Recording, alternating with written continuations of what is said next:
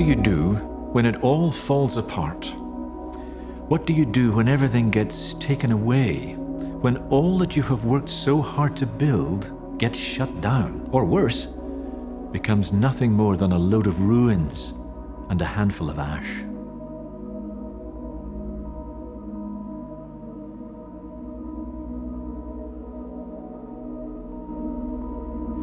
I remember once speaking on the book of Job at a Christian conference. Job is about a man who loses everything. Not, I agree, the most cheery of stories. But what was interesting is that those who came to the talks all had the same sad story. They all felt they had to leave church while they suffered, or had to pretend all was well. A wife was dying of cancer. Has she not been healed yet? A child had died. Are you not over it in the power of Jesus? A son, a hopeless heroin addict. Must be hard to realize that bad parenting has played its part. A good church is supposed to carry us through the hard times, not force us to pretend. Yet too often in our Christian world, we don't talk about what goes on among the ashes. We don't talk about what happens when everything burns.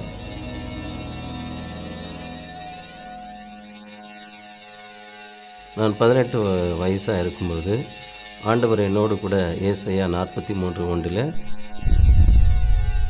நான் உன்னை மீட்டு கொண்டேன், பேர் சொல்லி அழைத்தேன், நீ என்னுடையவன் என்ற வார்த்தையின்படி தேவன் என்னை அழைச்சார். அன்றைக்கு ஆண்டவருடைய ஊழியத்தை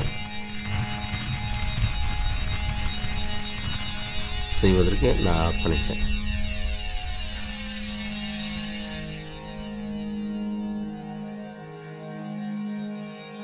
ஆனால் இருந்தாலும் கூட அந்த சபையை ஆரம்பிக்கணும்.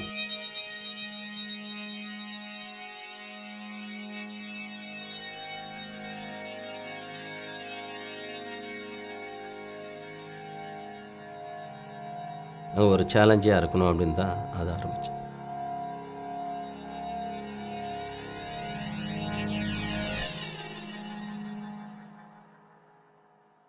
நான் 7 வருஷம் நான் பர்சனல் எவாஞ்சலிசம், சில்ட்ரன்ஸ் மினிஸ்ட்ரி இது மாதிரி தான் செஞ்சுட்டு இருந்தேன்.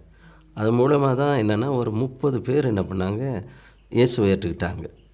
அதன் பிறகு தான் 2008 அந்த இடத்துல சபையை என்ன பண்ணோம், ஸ்தாபித்தேன். அதன் பிறகு ஒரு குறிப்பிட்ட இரவு நேரத்தில் விடியற் காலத்தில் எனக்கு ஒரு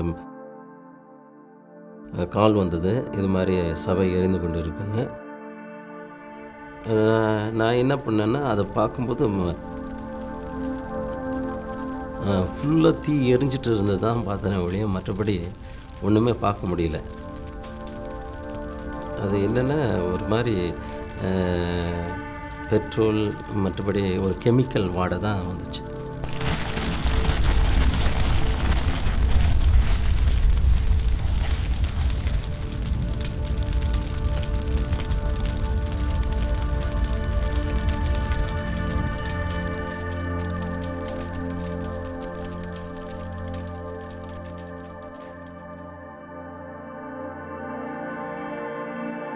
கிராஸ் முதல் கொண்டு எல்லாமே சாம்பல் ஆகிடுச்சு.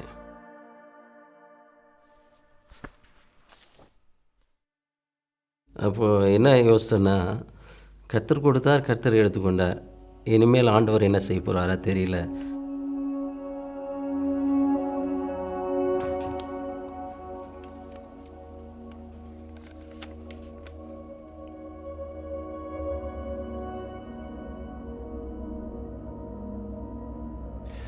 I wonder what Rohan said to God in the ashes of his church.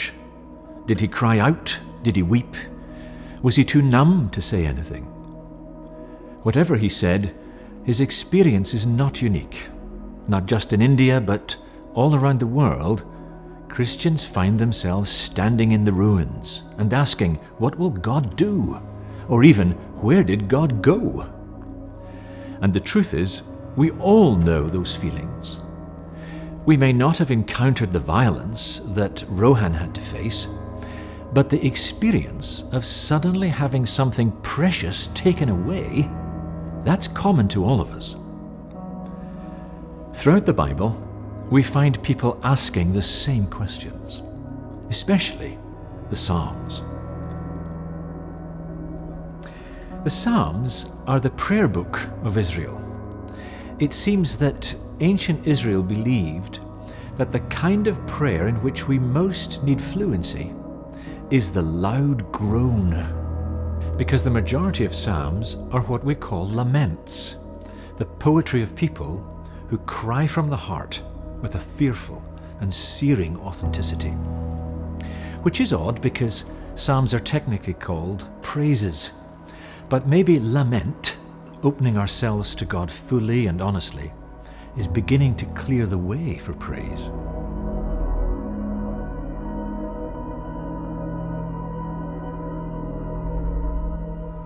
In Psalm 6, we get an introduction to the 4 moves of lament. It starts by reminding yourself who it is you are talking to.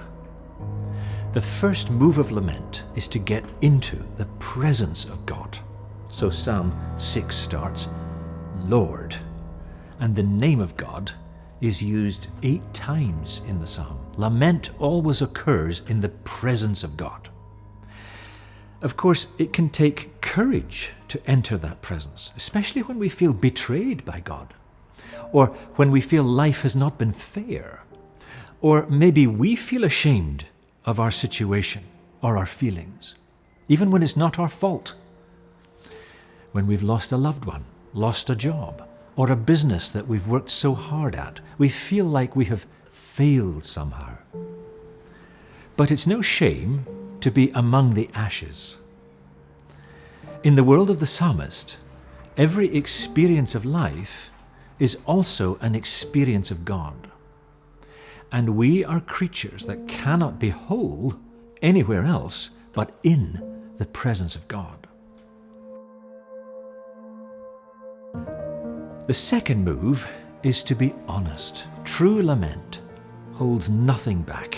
It involves crying out in total honesty to God about what is happening. And in Psalm 6, the experience feels like judgment for no good reason.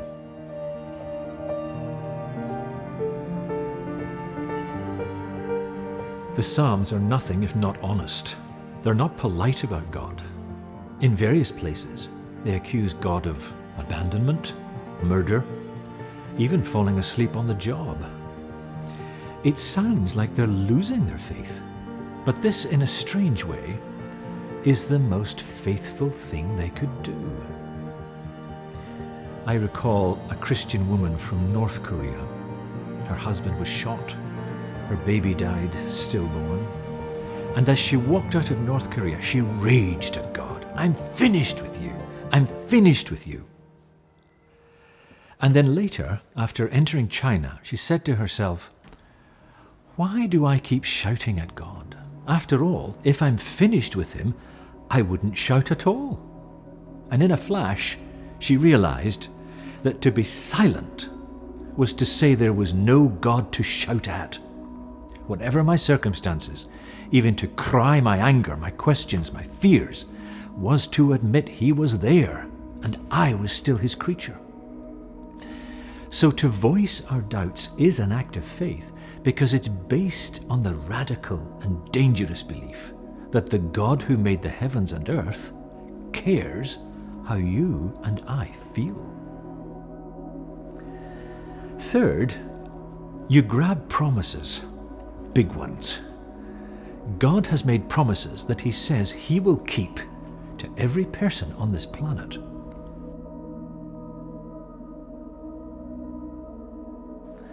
In Psalm 6, the psalmist appeals to God's covenant loyalty. Covenant is a big word. God made a covenant, a promise to the people of Israel to give them land, to make them numerous, and to make them a blessing to all the nations. And the psalmist says, we have a deal, Lord. How does what is happening to me show your glory? Come on, Lord. Your reputation is at stake here.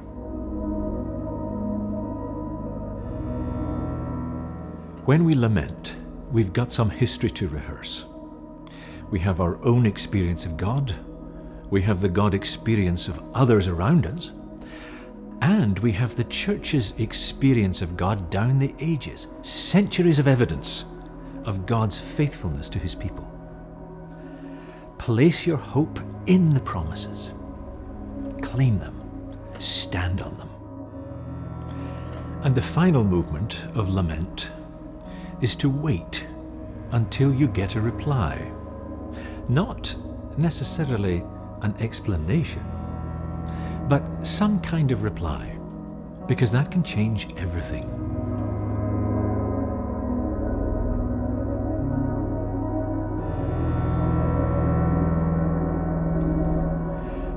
Where has this new hope come from? The external situation doesn't seem to have changed at all, but something has happened. Perhaps for the psalmist, the very act of pouring out his soul has changed things. Or perhaps there has been a voice of comfort, a voice which gives the psalmist hope enough to plan the party. That voice, that reply, will come. And sometimes we are that voice for others, because God uses us to go to the ashes, the gaps, the hurting places, and to pray there, to stay there, to be changed there, to bring God's love and build a new kingdom.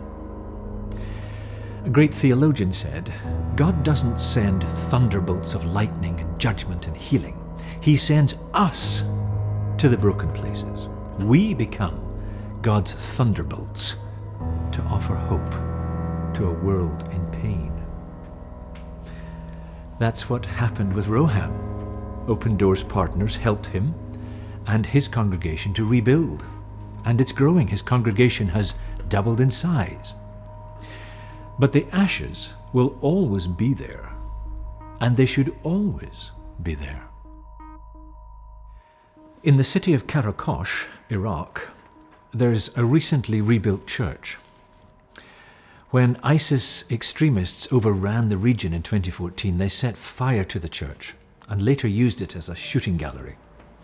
Now, ISIS has been ousted and some of the population has returned, and they've rebuilt the church. Almost. Because they left a part of the church in its burned out state. They left it as a reminder of their story, of those who had to flee and those who died. A reminder that there may again come a time when Christ's enemies come to town.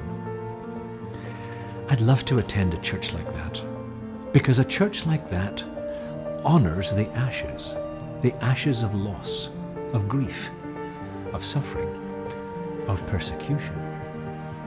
A church like that knows that ashes are nothing to be ashamed of. It knows that ruins will always get rebuilt for one reason only, because Almighty God always keeps his promises.